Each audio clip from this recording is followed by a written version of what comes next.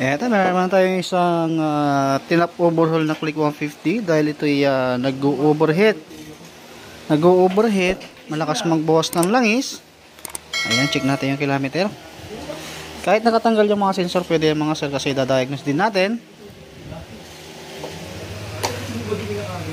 Mag-check engine lang siya, saka mag-i-error ng ganyan. Normal lang po yan kasi nga tinanggal natin yung ito ha. Tinap-overhaul natin, wala yung mga sensor. Ay totaling ano yan, lalabas yan. Pero may iris naman yan sa diagnose. Kilometer, ayan 127,000. Masyado ng malaki. At ngayon lang din naman ito mabubuksan. At ayun nga, nag-overheat. Tapos may kunting lagitik na kahit na okay yung rocker arm, okay yung valvula. At ayun nga, nakita natin na may isa pang problema doon sa lagitik na yun, yun yung valve guide. Kaya magpapalit tayo ng valve guide. Tapos ayan paano mag-trace ng valve guide? Ayan, pag natanggal nyo yung head, ang checking nito, pag ganun nyo, ayan, mapapansin dyan na umaalog. Ayan. Malaki na to, hindi obra kasi base naman sa kilometer medyo malaki na. Kaya isa lang naman yung naging problema nya, kaya papalitan ng valve guide. Isa pa yung water pump. Ayan, mag-check ng water pump naman kasi malaki na rin kilometer. Kapag inikot nyo to at medyo parang madali lang siyang ikutin, palitan nyo na. Yan, ito madali lang ikutin, ibig sabihin may posibilidad ng maghalo yung langis sa kakulan. Marami na rin kami na-encounter ng ganyan. Meron nga yung in-overhaul, tapos hindi naman pinalitan yan, naghalo yung langis sa kakulan. Yan dahil doon. At sa amin din ay sinasabi namin din sa customer, kapag once na trace namin yan, sinasabi namin choice niya kung papalitan niya o hindi. Kaso nga lang, mas maganda palitan muna. Kapag sinabi ng mekaniko na palitin, palitan mo na. Dahil pabalik-balik ka lang din sa paggawaan. Ganoon lang kung mag-trace. Yan. Huwag mo nang panghinayangan na peso okay pa, baka pwede yung pagtsagaan. Huwag na, kasi madudoble lang din ang trabaho. Bukod dun sa ilang beses ka mag-change oil or may posibilidad na masira yung bago mong block. Ganon, pagka na-trace, oo na. Ngayon kung sa tingin mo ay goods pa, tapos ay sinabi ng mekaniko palitan mo, napanood mo yung video namin na pagka once na matigas pa, huwag mo na palitan. Pero pagka malambot na, palitan mo na, kasi doble yung trabaho mo dyan. Kung madudoble lang yun, maabala ka lang. Kaya ito, kapalit tayo ng block, piston ring, valve guide, tapos water pump. Yan, total hindi ko na dapat sana ito video yun mga sir, kaso nga lang iniwan sa atin. Iniwan yung unit dito. Kaya syempre gusto ko makita rin nila, kahit nawala sila, makita nila yung pisa at yung trabaho na talagang totaling pinalitan. Para syempre may nga naman kumita ng pera, transparent lang tayo. Para sure ball, chinek din na yung sigunyal. Ayan, wala namang alog, kaya no worries tayo dyan, wala tayong papalitan dyan. Mismong doon lang, black piston ring, valve guide, valve seal, mga gasket, water pump, yan yung mga papalitan lang dyan. Dahil overheat tong unit na to. Kapag ikaw nagbukas ng makina na overheat, maamoy mo naman talaga na iba yung amoy, mas mabaho. Kaya ito, nagpabili pa ako ng piso sa Honda, waiting na lang. Kapag ka-overheat mga saraan, ginagawa natin dyan ay nire-repacing natin mabuti. Ayan, pinaplat natin yan para maiwasan natin yung overheat uli. At kapag once na sinabing overheat, andun na yung water pump, andun na yung gasket, andun na yung radiator at thermostat. Yan yung mga overheating. Kapag overheating, kailangan troubleshooting ka muna, step by step muna. Umiinit ba yung hose? ng radiator, taas, baba. Yan, siyempre papainitin mo muna para malaman mo kung umiinit yung taas at baba.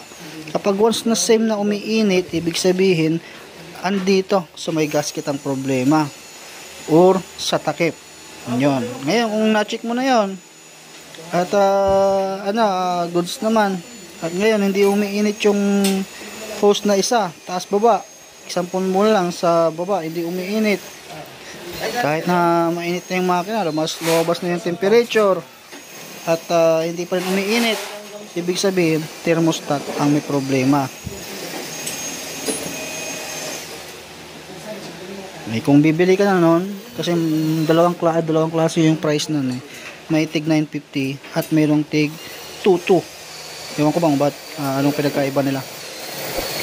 Kasi kung ano yung presyo ng Honda, yun din naman ang sinasabi namin.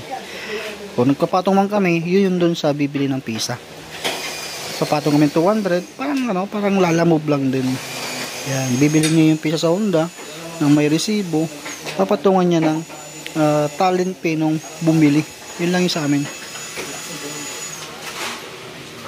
Yan, kaya waiting na lang tayo dun sa pisa mga sa taas, mga ipakita ko sa inyo para at least kahit wala si customer, makita niya rin yung mga pisa na talagang original yung nilagay natin.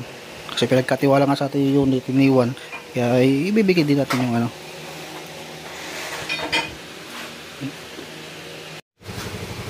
Ito mga sir, yun din yung black seat nya. Naisa lang na rin yung bagong black doon. Nilagay na rin yung hose. Ito yung pinagpalitan natin. Water pump. Ayun naman yung water pump. Yun yung luma. Kakabit natin mamaya dyan sa may Kasi check pa natin yung thermostat kung may problema. Valve guide. Napalitan na rin ng valve guide. At na-install na rin yung valve seal. Ayan, na-install pa pala. Na-install ni Apollo yung valve seal. Piston ring, base gasket, tsaka piston pin hanggang sa piston pin lock ay kasama na yan. Kasi yun nga yung issue nito ay overheat at nagbabawas ang langis. Kaya yung mga pinalitan natin. Kapag nagpa-top overhaul kayo, pag once na nagbabawas ang langis at nagpa-top overhaul kayo ay hindi nagpalit ng pisa, useless. Sayang yung labor nyo o yung pagkras ng makina. Kasi iba yung motor noon saka ngayon. Valve guide, yan yung pinaka natin. Yan, may itim. Yan yung valve guide nyan.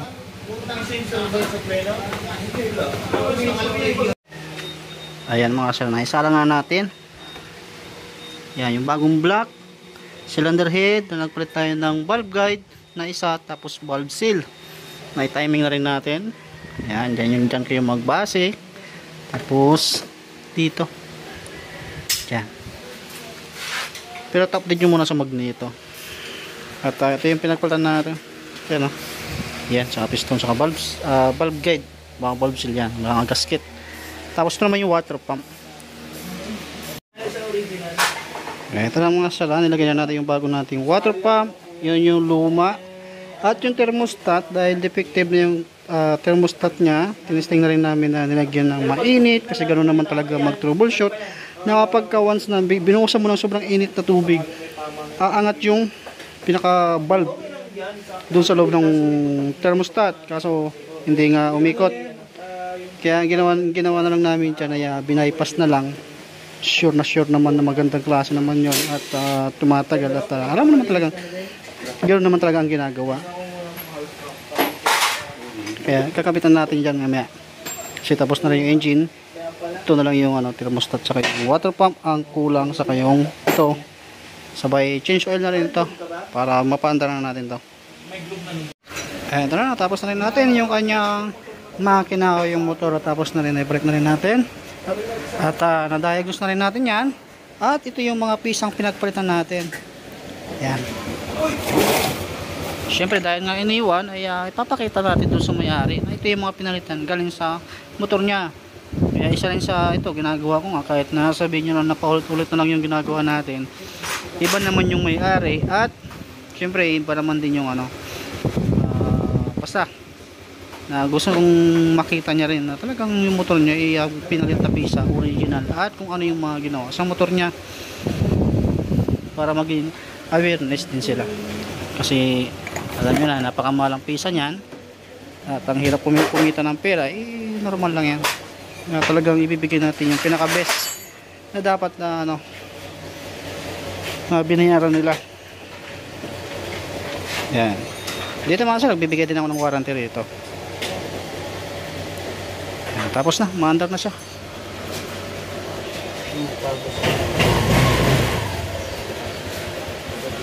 Okay, tapos na. Ganito na lang yung video natin mga sir. Thank you. Subscribe na rin ako mga sir. Thank you.